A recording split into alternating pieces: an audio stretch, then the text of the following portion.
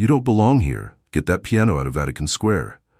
The guards barked, the tourists stared, and the fragile woman at the keyboard just kept playing. They didn't know who she was, just a street pianist with tattered gloves and a scarred upright piano. But what happened next stunned the world, because when the Pope himself walked into the square, everything stopped.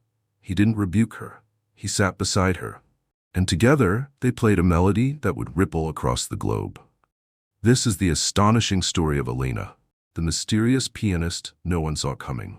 From public humiliation to global reverence, from silence to symphony, her music sparked a movement.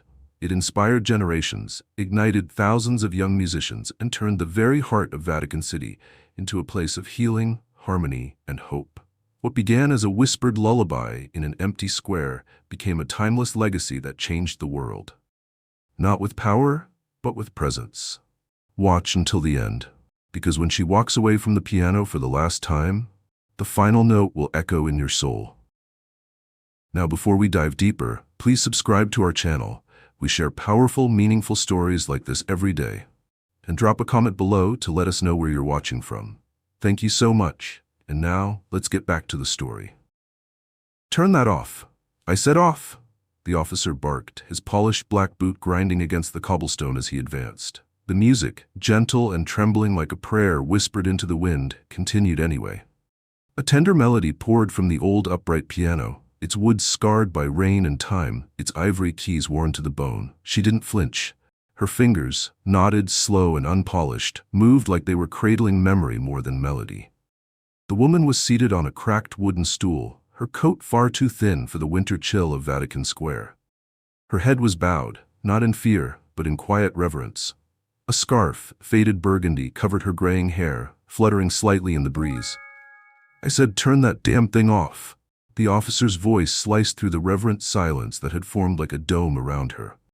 Still, she played. A few tourists watched from a distance, unsure whether they were witnessing art or offense. Some had their phones out, filming. Others just froze, caught between embarrassment and awe. Children peeked from behind their mothers' coats. The melody wasn't grand, it didn't dance with virtuosity. But it reached, it wept, it pleaded with the morning light. The man in uniform now stood right beside her. "You do not have a permit. This is Vatican ground, sacred. You're defiling it." Her fingers didn't stop, her lips moved, not in argument, but in soundless accompaniment to the music, a lullaby from a time long buried. "Lady, don't make me ask again." The officer's voice cracked with impatience. Finally, she lifted her gaze. Her eyes were pale blue, clouded at the edges. Not blind, but perhaps looking at something no one else could see. Her voice came soft, weathered. "I was only playing for the one who listens." The guard scoffed. "And who exactly is that? You think the Pope wants to hear this racket?" "No," she murmured, glancing at the sky. "But maybe God does." The tension snapped like a wire. With a muttered curse, the officer reached forward and closed the piano lid, smothering the final note mid-breath. It thudded shut with a dull wooden slap. The woman's hands remained poised in the air, now hovering over silence. "I won't tell you again. You need to leave this square immediately." She slowly stood, the motion stiff and careful, as if each movement required negotiation with pain. She ran a hand over the lid of her piano, as if apologizing to it. A young nun stepped forward from the growing crowd. She couldn't have been more than 20. Her voice was nervous, but firm. She wasn't hurting anyone. That music, it was beautiful. The guard glared. "Sister, this is a matter of regulation. She's not authorized." The nun didn't reply, but her eyes remained locked on the old woman, who now seemed smaller, like she had folded into herself. The piano stood like a loyal animal beside her, unwanted, worn, but unmoved. One of the tourists, a man with a camera around his neck, whispered to his wife in Italian, "She plays like someone who's seen heaven and was forced to come back." No one quite knew where she had come from. The locals called her La Pianista Fantasma, the ghost pianist. She'd been seen wandering near basilicas and cathedrals with that same battered piano on wheels. Never begging, never speaking, only playing, always playing. As if the music itself kept her alive. Now Vatican security swarmed in. Another officer joined the first, and they began arguing about how best to remove her. Should they confiscate the piano? Should they call municipal police? The woman, hearing this, turned slightly. "You don't need to call anyone. I'll go." Her voice was barely audible over the growing chatter, but it cut through like a breeze in a chapel. She didn't plead, didn't protest, just whispered it like a resignation letter to the world. But then something unexpected happened. The piano, so humble, so weathered, groaned slightly as she reached down to the wheel lock. She began to push it, slowly, like she was moving a coffin rather than an instrument. The wheels creaked and clattered over the cobblestones. People stepped aside, not knowing what to feel. Guilt? Pity? Shame? That's when a low murmur rippled through the edge of the crowd.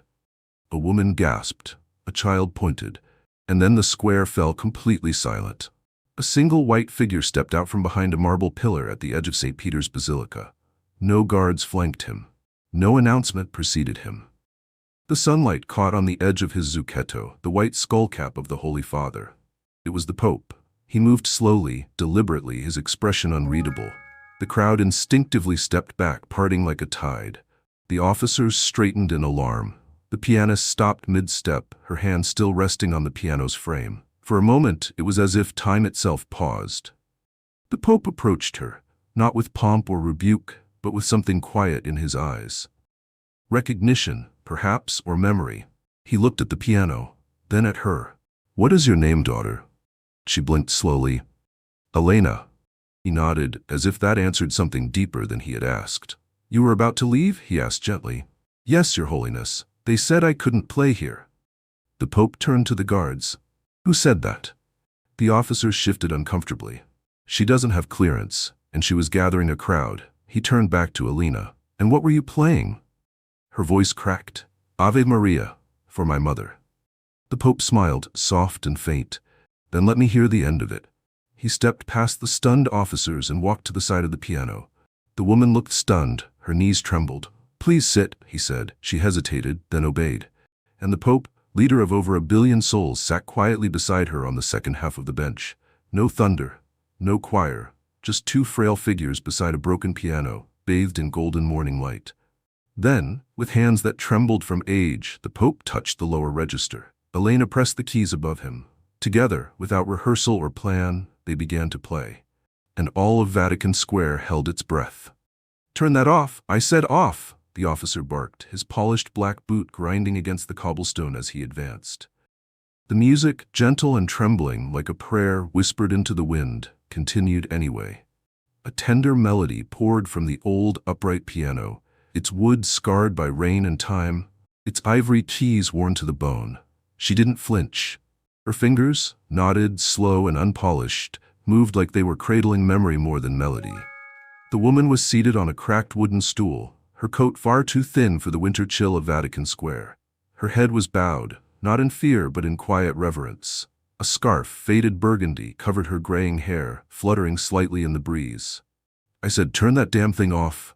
The officer's voice sliced through the reverent silence that had formed like a dome around her. Still, she played. A few tourists watched from a distance, unsure whether they were witnessing art or offense. Some had their phones out, filming. Others just froze, caught between embarrassment and awe. Children peeked from behind their mothers' coats. The melody wasn't grand, it didn't dance with virtuosity. But it reached, it wept, it pleaded with the morning light. The man in uniform now stood right beside her. "You do not have a permit. This is Vatican ground, sacred. You're defiling it." Her fingers didn't stop. Her lips moved, not in argument, but in soundless accompaniment to the music. A lullaby from a time long buried. "Lady, don't make me ask again." The officer's voice cracked with impatience. Finally, she lifted her gaze. Her eyes were pale blue, clouded at the edges. Not blind, but perhaps looking at something no one else could see. Her voice came soft, weathered. "I was only playing for the one who listens." The guard scoffed. "And who exactly is that? You think the Pope wants to hear this racket?" "No," she murmured, glancing at the sky. "But maybe God does." The tension snapped like a wire. With a muttered curse, the officer reached forward and closed the piano lid, smothering the final note mid-breath. It thudded shut with a dull wooden slap. The woman's hands remained poised in the air, now hovering over silence. "I won't tell you again. You need to leave this square immediately." She slowly stood, the motion stiff and careful, as if each movement required negotiation with pain. She ran a hand over the lid of her piano, as if apologizing to it. A young nun stepped forward from the growing crowd. She couldn't have been more than 20. Her voice was nervous but firm. She wasn't hurting anyone. That music, it was beautiful. The guard glared. "Sister, this is a matter of regulation. She's not authorized." The nun didn't reply, but her eyes remained locked on the old woman, who now seemed smaller, like she had folded into herself. The piano stood like a loyal animal beside her, unwanted, worn but unmoved. One of the tourists, a man with a camera around his neck, whispered to his wife in Italian, "She plays like someone who's seen heaven and was forced to come back." No one quite knew where she had come from. The locals called her La Pianista Fantasma, the ghost pianist. She'd been seen wandering near basilicas and cathedrals with that same battered piano on wheels, never begging, never speaking, only playing, always playing, as if the music itself kept her alive. Now, Vatican security swarmed in. Another officer joined the first, and they began arguing about how best to remove her.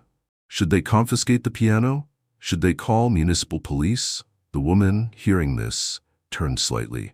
"You don't need to call anyone. I'll go." Her voice was barely audible over the growing chatter, but it cut through like a breeze in a chapel. She didn't plead, didn't protest, just whispered it like a resignation letter to the world. But then something unexpected happened.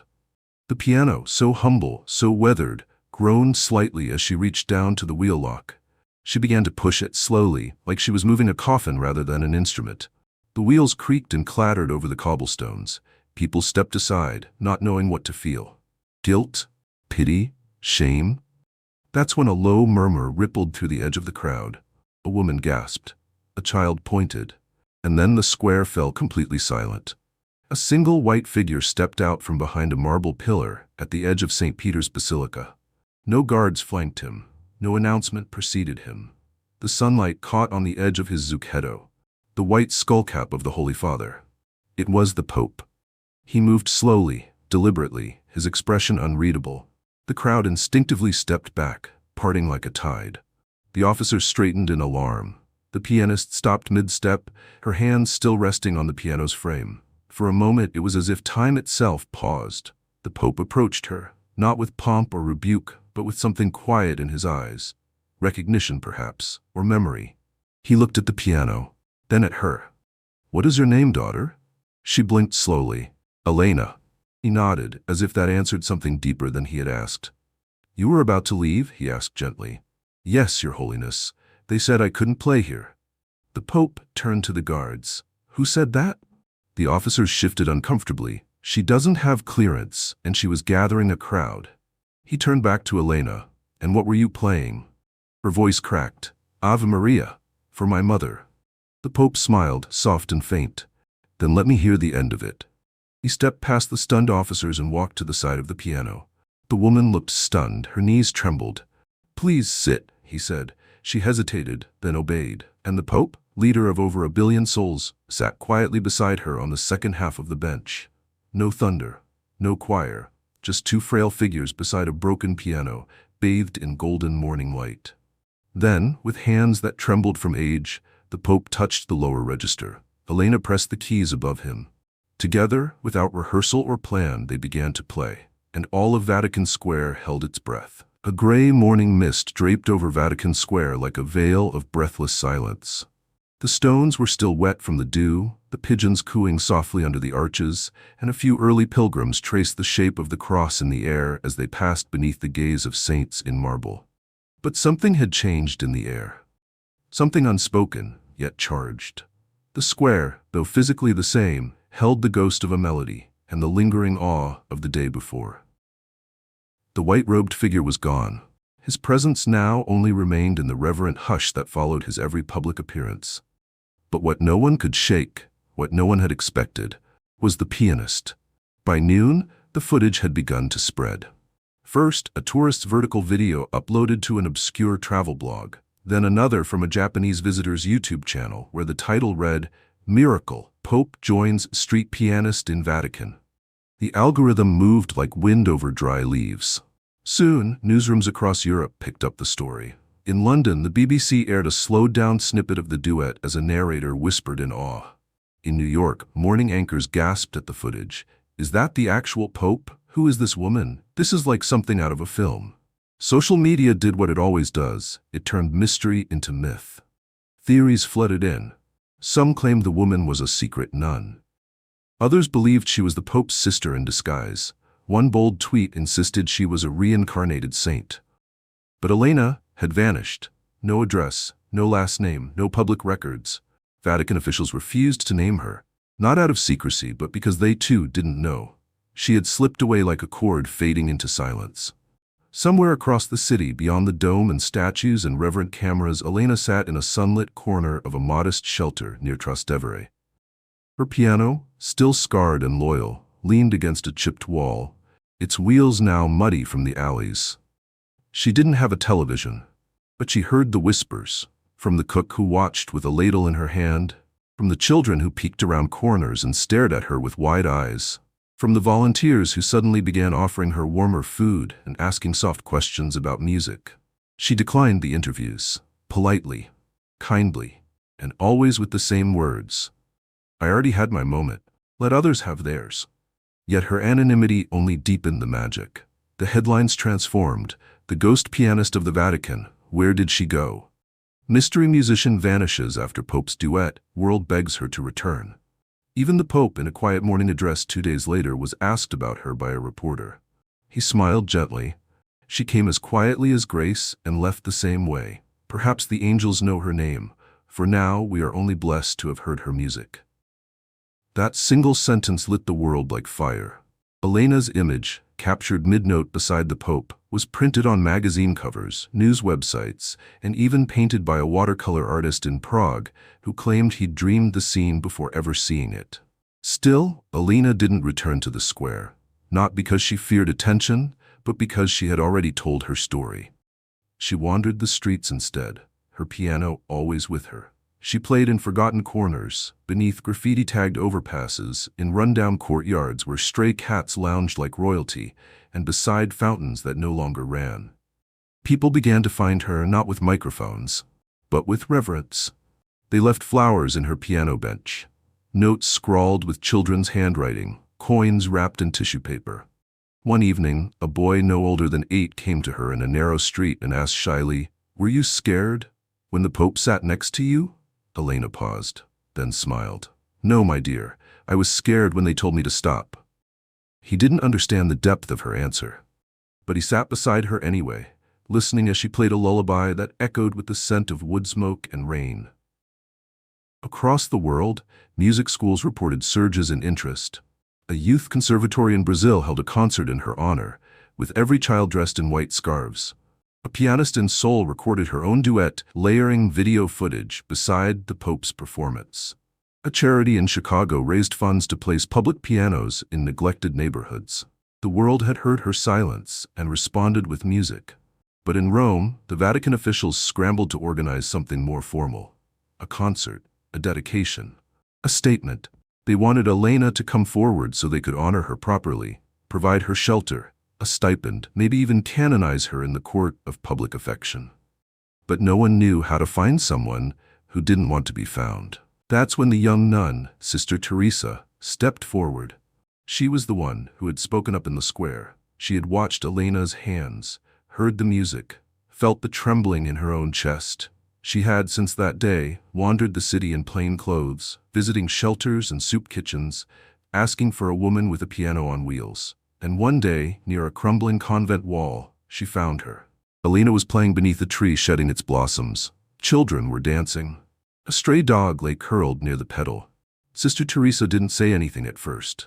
She just sat quietly, listened. Then gently she whispered, "They've been looking for you." Elena didn't turn her head. "Let them look. I already found what I was searching for." The nun hesitated. "But people want to honor you." "I don't need honoring," Elena said softly. "I need pianos in orphanages. I need music in alleys. If they want to honor me, they can play for those who have no one else to listen." And then, with a smile, she added, "Besides, I've already played for the Pope. What more could I ask for?" The letter came folded in gold-trimmed parchment, sealed with the insignia of the Vatican, and delivered by hand, not to an apartment, not to an agent, but to a shelter kitchen at dusk. It had been Sister Teresa who accepted it, wide-eyed and breathless. The courier had bowed, murmured something about His Holiness, and vanished before she could even say thank you. The parchment sat unopened for a full hour on the table beside a chipped teacup and a pot of overboiled lentils. Elena stared at it like it was a relic she had no business touching. Her fingers hovered just above the seal. She didn't want to break it. Not out of fear, but reverence. Or perhaps something deeper, an instinct that once broken, something about her life might shift permanently. "It's from the Vatican," Sister Teresa whispered, unable to contain the tremor in her voice. "They want you. Inside the chapel. They want you to play." Elena didn't move. The old piano sat behind her like a sentry, silent, battered, watching. "They say it's a private gathering," the nun continued. "Only a few will be present. A cardinal, a few orphans from the shelter network, maybe some visiting dignitaries, and His Holiness." Elena finally spoke, her voice as thin as the envelope. "Why me?" "Because the world heard your song, and it remembers." Elena looked down at her hands. Her left thumb had begun to stiffen more often these days. Her joints didn't always obey her. Some mornings, she couldn't even lift the lid of the piano without wincing. But this invitation, this moment, it felt like the closing stanza to a symphony she never meant to write. Still, she didn't answer. Instead, that night, she walked.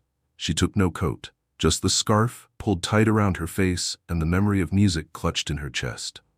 Rome was quiet, the air thick with spring's earliest flowers.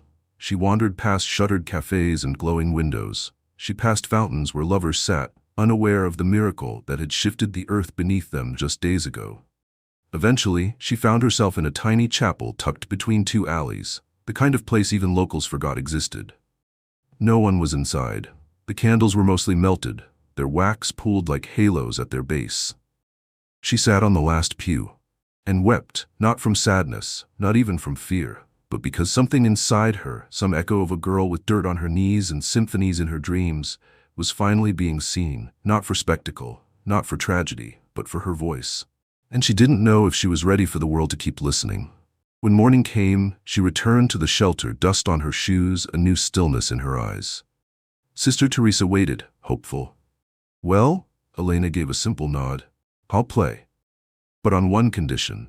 The nun leaned in. "I want no stage, no spotlight. I'll sit with the children. I'll play for them, not the cardinals, not the cameras."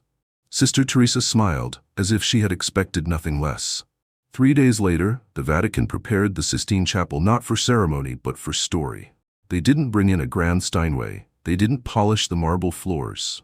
At Elena's insistence, her own piano was wheeled into the chapel, its worn legs making the priests wince, its presence almost comically humble beneath Michelangelo's glory.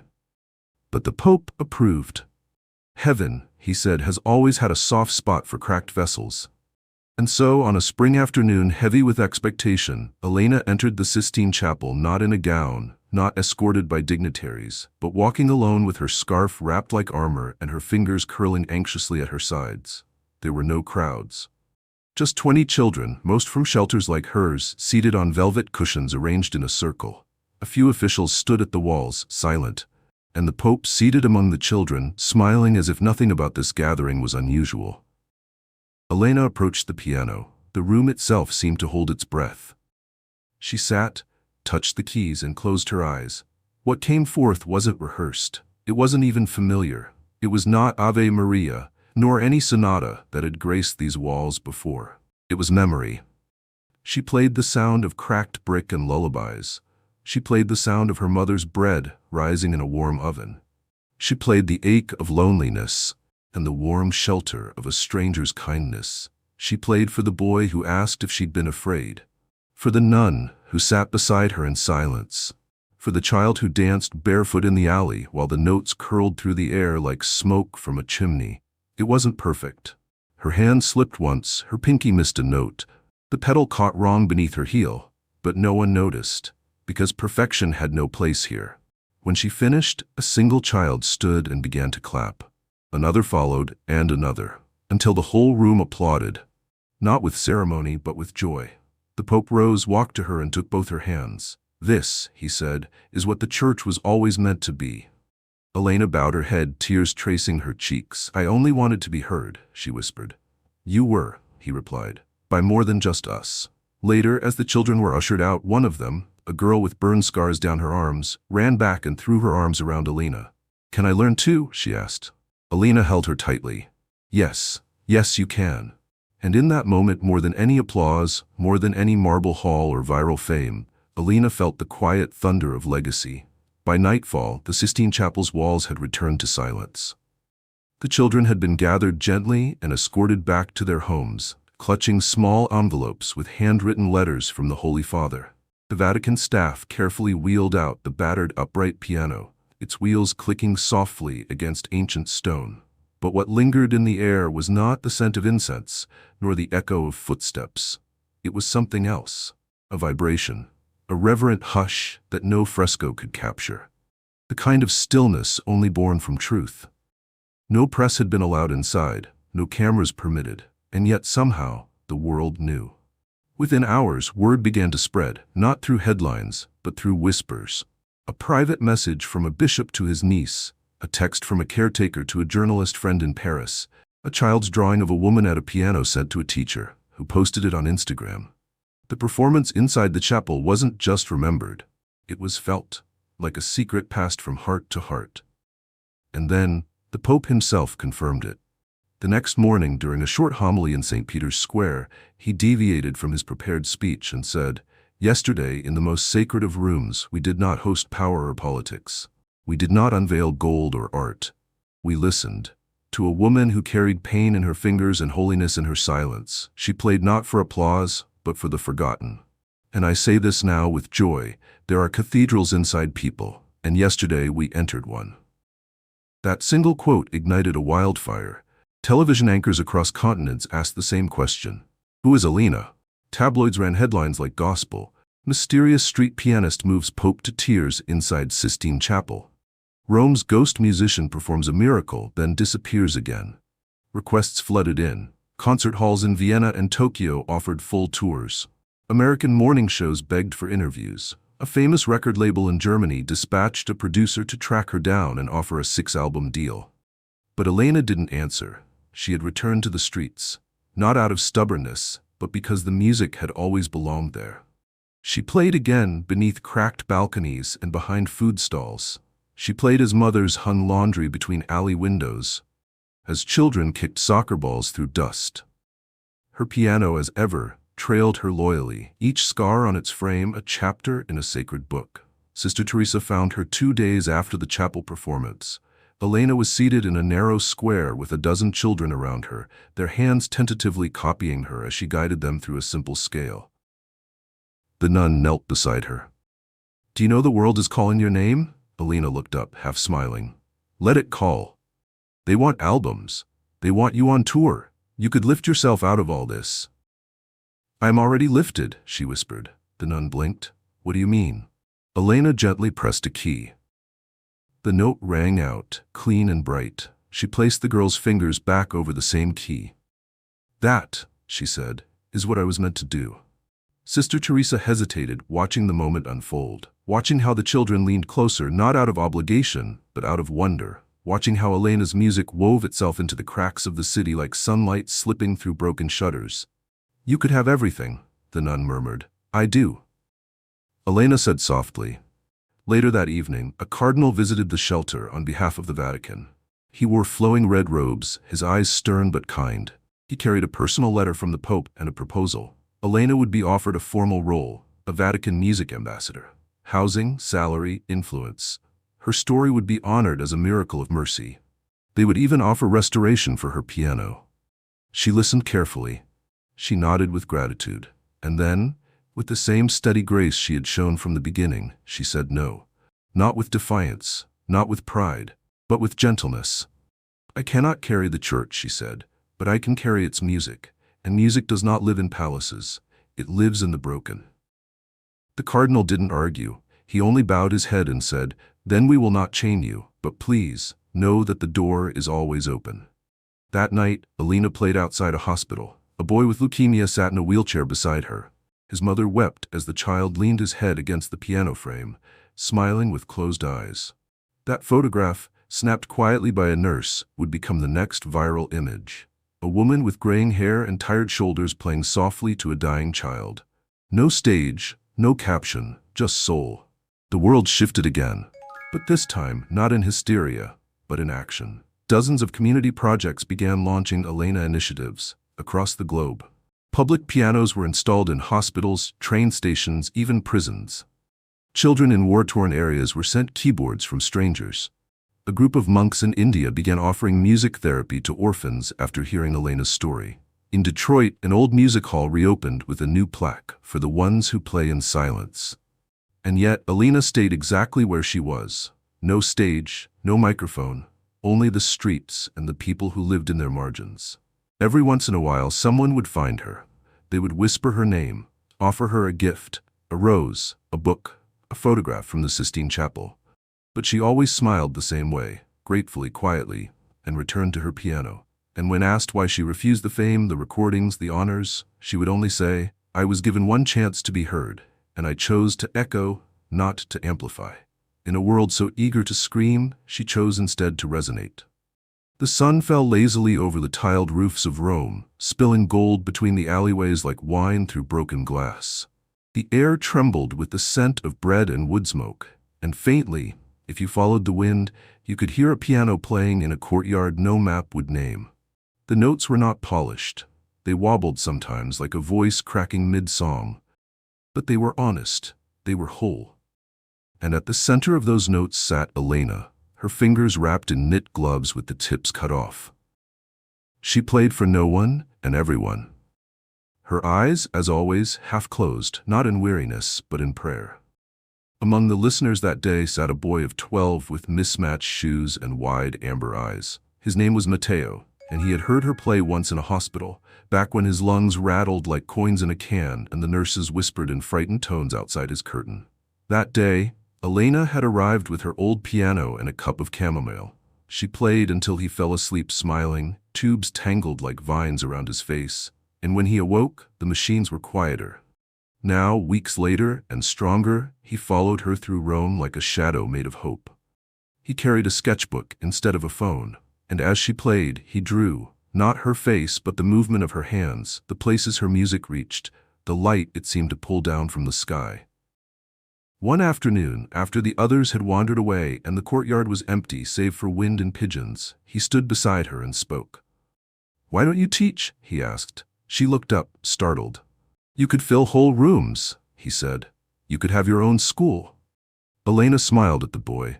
"Some things aren't meant to be built with walls." "But how will people remember?" She considered the question. A fly buzzed past the piano, ignored. A leaf landed gently on the keys. "By what they carry," she said at last, "not by what I leave behind." The boy didn't understand completely, but he nodded like he did. The next morning, he was gone.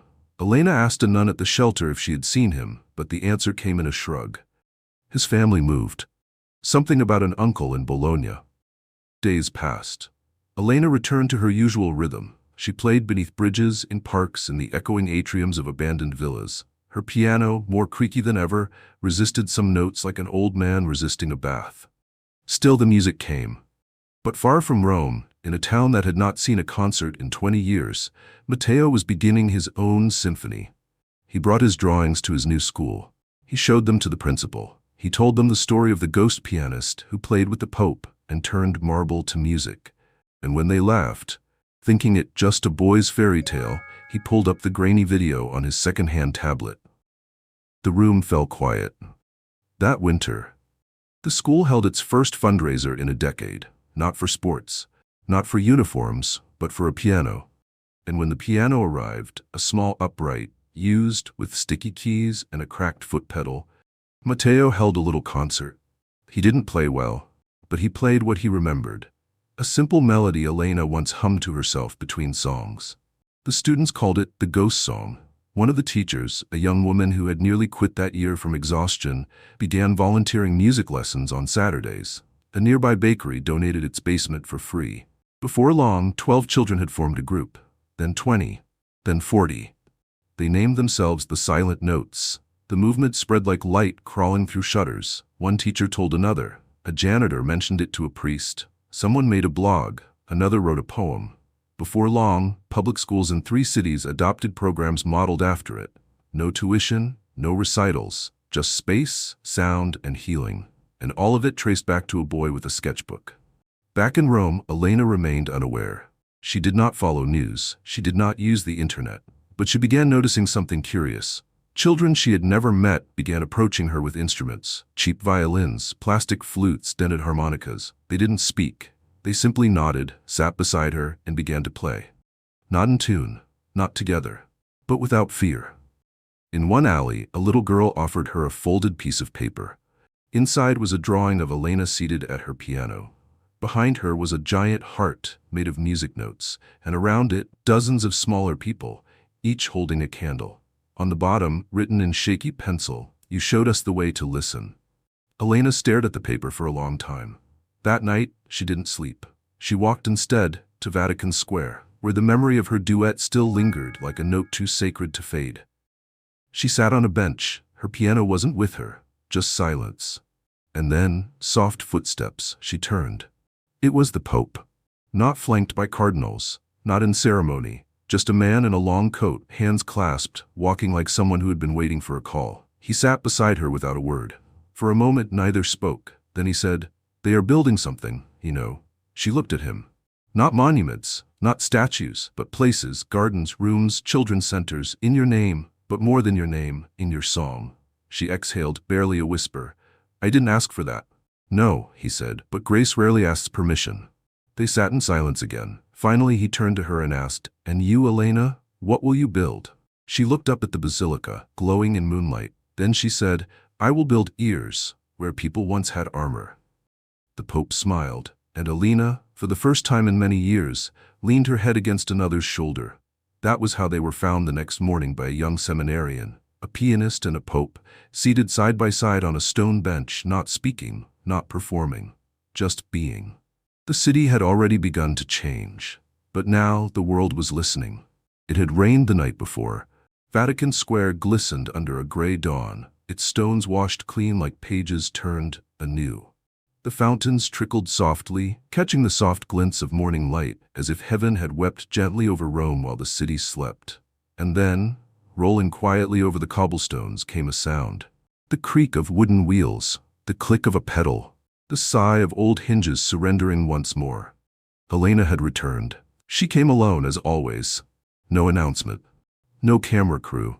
Just a shawl over her shoulders, her scarf tucked at her neck, and her fingers wrapped in fingerless gloves. Her piano moved beside her like a weary companion, its finish dulled from years of wind and handling. The square was nearly empty, only a pair of pigeons, a janitor sweeping the basilica steps, and a child tracing circles with her finger on a bench. Elena stopped at the same place where it had all unraveled, the edge of the central piazza, just near the colonnade's first pillar. She sat, but she did not play.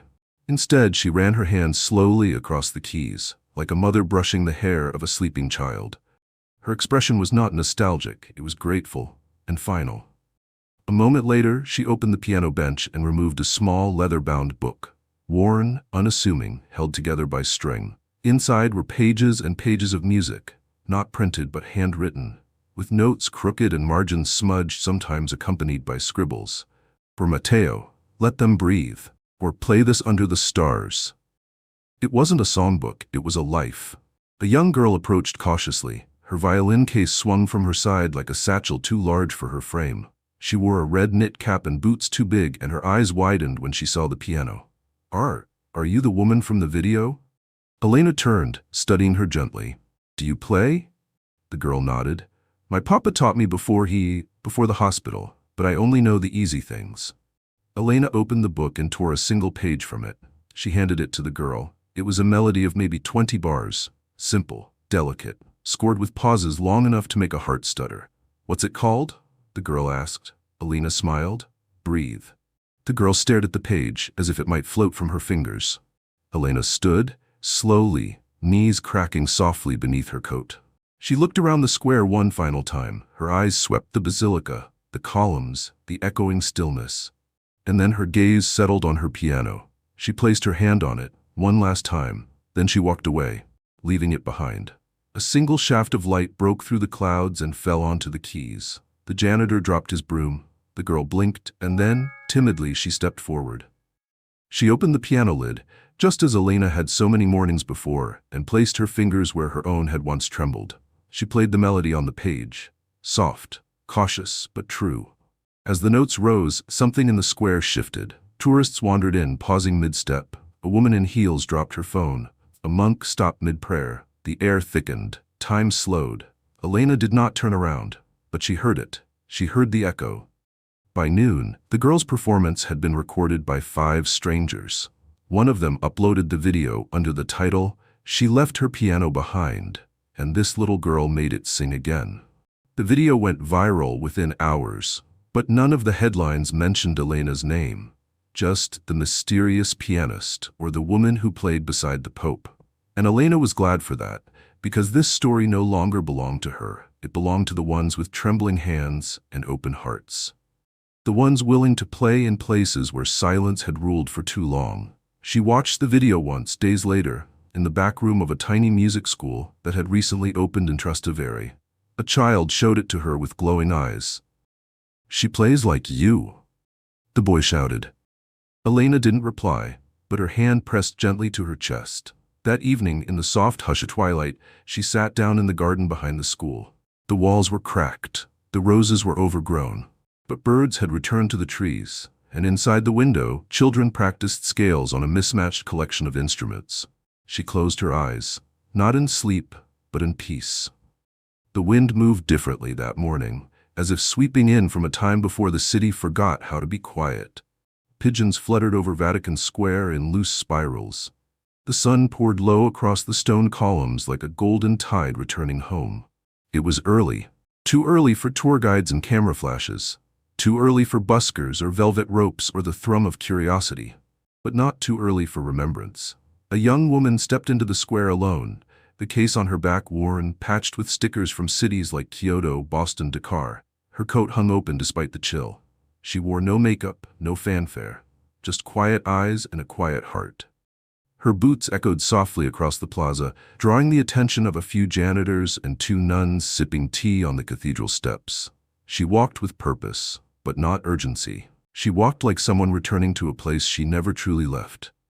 Her name was Lucia, and she had once been that small girl with the red knit cap, the violin case, and a page of music trembling in her hands. The girl Elena had trusted with her melody. Now she was 25. A composer, a teacher, a traveler.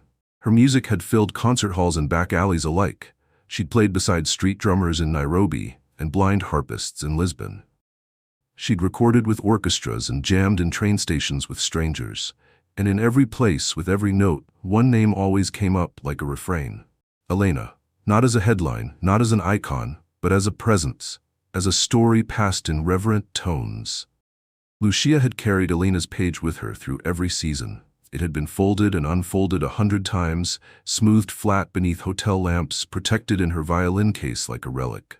She had rewritten the melody once into a fuller piece, a small concerto titled "For the One Who Left the Bench." It had gone viral unexpectedly, streamed millions of times. But none of that mattered today. Today she had come back to the place where her life had changed. To the square where a broken piano once stood like a guardian between silence and song. She found it easily. Though the piano was long gone, the space still held its shadow. The stone beneath it was slightly darker, worn down in a soft half-circle from years of footsteps, of sitting, of listening.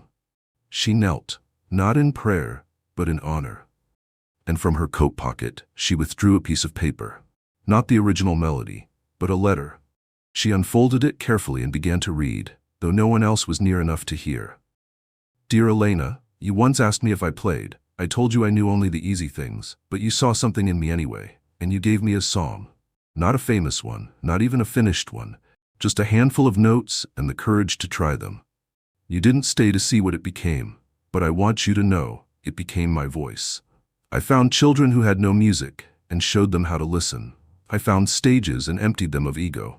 I found myself in places where people were hurting and offered them what you offered me.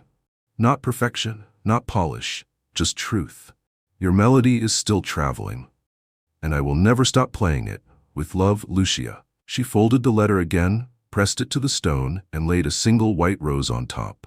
Then she stood, unzipped the violin case, and lifted the instrument into the morning light. No microphone, no accompaniment, just 4 strings, a bow, and breath. She played Elena's melody, the one called Breathe, the same one from that torn page, rewritten into every corner of her life. She played it slowly, letting the pauses stretch wide like doorways, letting the silence between the notes speak louder than any crescendo.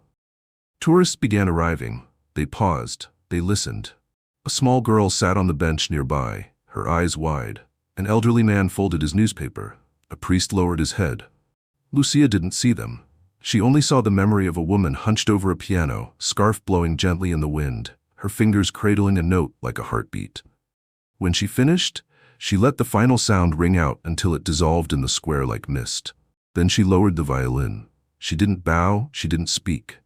But she looked at the sky and whispered, "Thank you." She didn't know if Elena was still alive. No one did. Some said she had passed away quietly in her sleep, somewhere in a convent garden. Others claimed she had moved to South America and played in the Andes for mountain villages. There were rumors that she now taught children music through touch alone, no instruments, just rhythm and memory. But Lucia didn't need to know, because Elena's music was still playing, in hands, in hearts, in benches that echoed with invisible chords. Later that day, a boy with mismatched socks and a paper clarinet came to the square. He sat where she had stood. He began to hum the same melody, softly, almost unaware he was doing it. Lucia, passing back through the crowd, smiled. And for a moment, just a moment, she thought she saw a woman in a burgundy scarf, watching from beneath the arches. Not waving, not weeping, just smiling, then gone. The letter arrived 2 days later, slipped beneath the door of Lucia's temporary apartment on the Via dei Coronari. There was no postage mark, no return address, only her name, written in steady cursive on thick ivory paper that smelled faintly of cedar and old stone. She stared at it for a long time before opening it. Inside was a single line, centered and simple. "Return to the place where music waits, and ask for the key that does not open a door." Beneath it, a hand-drawn symbol. 2 hands hovering over piano keys, with a single flower blooming between them. Lucia's breath caught. She recognized it. It was the same design that had appeared on the final page of Elena's torn melody, drawn not in ink but in the pressure of a fingernail pressed gently into the paper. Her hands trembled slightly as she folded the letter and pressed it against her chest. She didn't know why, but she felt it deep in her ribs. This was not just a message. It was an invitation. The next morning, before sunrise, she returned to the school in Trastevere, the place where Elena had once sat in the garden, watching children discover their own notes in cracked harmonies. The school had changed since then. Grown. The windows now shone with warm light even at dawn, and music drifted through the halls like incense. Children's laughter echoed from the upper floors, and murals covered the old stone walls, painted symphonies of hands, instruments, wings. Lucia moved through the gate slowly. A caretaker recognized her immediately. She didn't speak, just offered a quiet nod and led her down a corridor Lucia hadn't noticed before. It curved beneath the main chapel and opened into a narrow stairwell, lit by soft golden sconces. At the base of the stairs was a wooden door. The woman stopped and gestured toward it, then turned and left, her footsteps vanishing like fading drumbeats. Lucia hesitated, then knocked. No one answered, so she whispered, "I've come for the key that doesn't open a door." A pause, then, click. The door opened by itself, creaking inward on hinges that sang a note as they moved. Inside was not what she expected. Not a hall, not a chapel, not even a studio. It was a small, round room filled with light, though there were no windows. The ceiling had been painted sky blue with stars etched in gold. Dozens of instruments lined the walls, none new, all well-loved. Violins with frayed strings, trumpets with dulled brass, pianos missing keys. Even a harp with a broken frame, propped up like an injured bird refusing to fall. In the center sat a single desk, upon it a box. Lucia stepped closer. The box was made of walnut wood, etched with vines and musical staves. She opened it with reverent hands. Inside, letters, dozens of them, each one addressed to Elena, each one unopened. Each one from children. Lucia sat down on the floor and slowly began to read. Dear Elena, I heard your song in a subway in Brazil. A man was playing it for coins. I cried, thank you. I don't speak much, but when I play your music, my teacher says I don't need words. I live where we don't have a piano, but I made one out of cardboard, I still pretend. My sister passed away last year. We listened to your duet with the Pope when she was in the hospital. It made her smile one more time. Thank you. Lucia wept silently, not because it was sad, but because it was full. Elena hadn't disappeared. She had spread, and this room, this sanctuary beneath the noise, was her root, a quiet steward of unseen miracles. Lucia rose, her knees aching slightly. She turned slowly, letting her gaze move across the instruments. They were not forgotten things. They were waiting. She crossed the room to the piano in the corner. It was not Elena's, but it bore the same scuff marks, the same signs of love. A folded page sat on the stand. Lucia opened it, more of Elena's handwriting. If you found this, then the melody has reached its next measure. Don't play louder, play deeper. Beneath that, another fragment of music. Simple. A sequel, perhaps. Lucia placed her fingers on the keys. She didn't play yet, just rested there, letting the energy of the room move through her. Outside, the church bells began to ring, not loudly, not for mass, but like distant laughter. Lucia played. The melody was different, less familiar, but familiar in spirit. It moved like prayer and breeze and birth. It stammered at first, then grew bold. The final notes hung in the air like stars you could almost touch. She finished, closed the lid, and whispered, I'll keep it going. That afternoon, she returned to Vatican Square. This time, she brought a child, a boy who'd only just begun to learn piano. His fingers still clumsy, his rhythm inconsistent, but his heart, perfect. She sat beside him on a folding bench, pulled from a cloth bag, and opened a binder. No cameras, no speeches, just one child, one page, and a silent promise to continue what had begun. As the boy began to play, haltingly, courageously, passers-by slowed, then paused, then listened. Lucia didn't play that day. She just listened, too. And from somewhere beyond the arches, behind the veil of what we see and what we feel, she imagined Elena smiling. Not with pride, but with peace. The air shimmered like silk that morning, soft, golden, alive. It was the kind of Roman spring that made even the stone saints atop the colonnade seem to lean forward and listen. Clouds drifted like prayers overhead, and the breeze carried the scent of blooming citrus and wet marble. Vatican Square had never looked quite like this. Benches had been arranged in curved tiers, forming a gentle half-moon around the square's center. Not wooden pews, not velvet rows, but simple folding chairs, each with a child seated upright and alert, instruments poised in small, trembling hands. There were violins cradled under chins, flutes angled like wands toward the sky, guitars resting against eager knees. A few children held nothing at all, just their voices. But even they were ready. At the heart of it all sat one piano. Not Elena's. Her original instrument had long been donated to a school in Ethiopia, but a replica made from salvaged wood from churches across Europe. Its frame bore carvings of doves, keys, and children dancing barefoot across a staff of music. And etched across the front in both Latin and Italian were the words, "She played where no one listened, so the world could learn to hear." The Pope sat among the audience, not on a throne, not raised, but in the third row beside a boy from Ghana and a girl from Istanbul. He wore his plainest robe, no gold, no scepter, just white cotton and a small cross that glinted faintly against his chest. Beside the piano stood Lucia. She did not hold her violin. She held a baton, not because she had become a conductor, but because this day was not about performing. It was about guiding, about letting others carry the notes she once was given in silence. She raised her hand, the square inhaled, and the music began. 1,000 notes, scattered, imperfect, stitched together by trembling hands and wild hearts, rose into the Roman sky like birds finally freed. The opening melody was familiar, the same fragment Elena had once torn from her notebook and handed to a little girl with a red knit cap, but now it was transformed. The strings soared, the woodwinds wept, the voices lifted the air itself. Some children faltered, some rushed. A few missed their entries, but none stopped, and none were alone. Lucia's arms moved like wings, not commanding, but cradling. She watched the sound rise, watched the faces of tourists and priests and pilgrims blur with tears. She saw guards lower their radios, Nuns clutch each other's hands. An old man kneel beside the fountain without knowing why. The music grew. It swelled into something holy, not because it was flawless, but because it was true.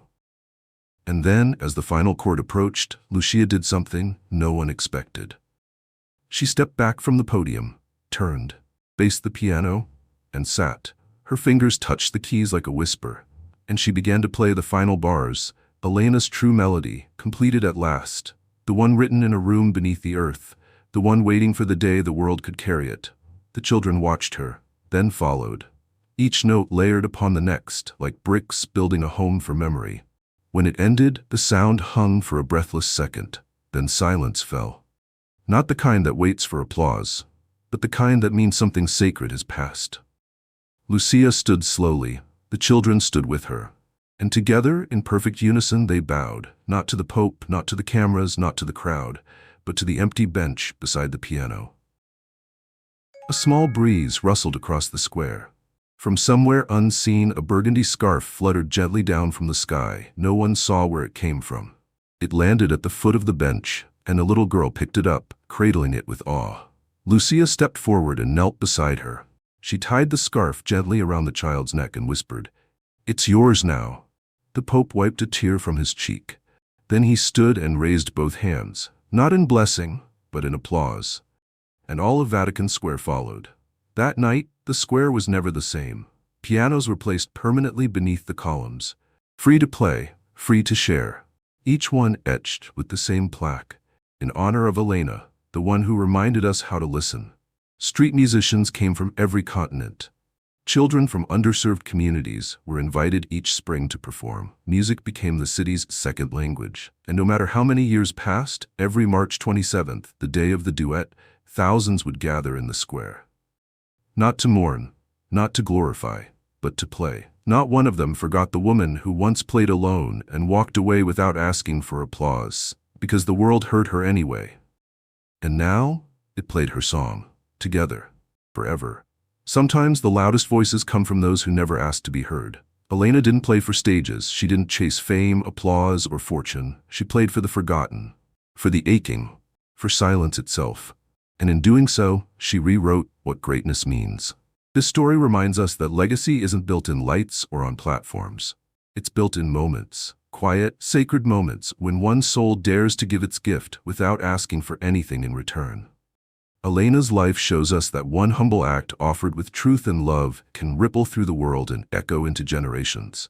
Whether you're a musician, a teacher, or someone just trying to be seen, know this: your voice matters, even when it shakes. Your kindness leaves fingerprints. Your courage to play your truth, especially when no one's listening, is what transforms stone into symphony. So play your song, pass it on, and never underestimate the power of a single note played with love. Because somewhere out there, someone is listening, and it just might change everything.